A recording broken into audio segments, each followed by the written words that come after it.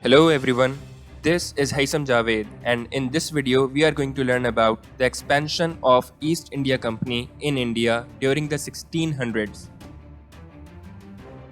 In the previous video, we learned about the EIC and the reasons why it got involved in the subcontinent.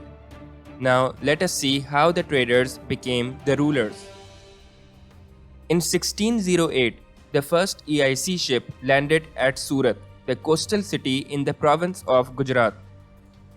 The Mughal Emperor Jahangir initially refused to allow the EIC to set up its trading post, but in 1612, his son Khurram, the governor of Gujarat, permitted the EIC to set up their first factory at Surat.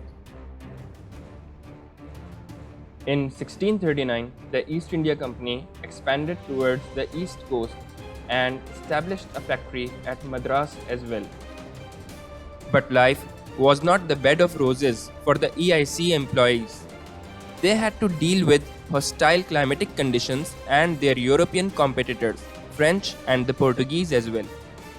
Because of the presence of European competitors, EIC had to assemble its own military and administrative departments as well.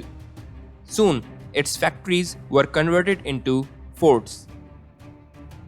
The British continued to seek concessions from the Mughal rulers and enjoyed trading monopoly. The company soon expanded its trading operations, surpassing the Portuguese company. The Portuguese company had established bases in Goa, Chittagong and Bombay.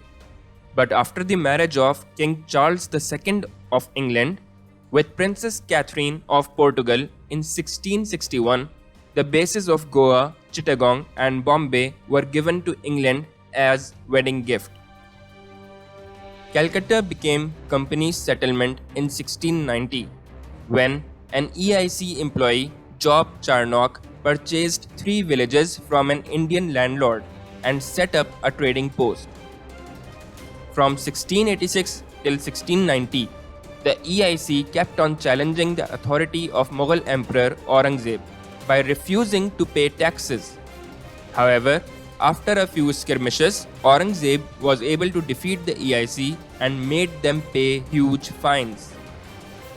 The EIC's ambitions were now clear, but they had to wait for a better time to gain power, and that opportunity came in the 1750s when the Mughal Empire was collapsing and the Indians were too busy fighting among themselves that they did not consider the British EIC as their enemy.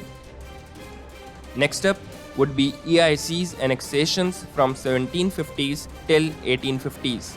Stay tuned.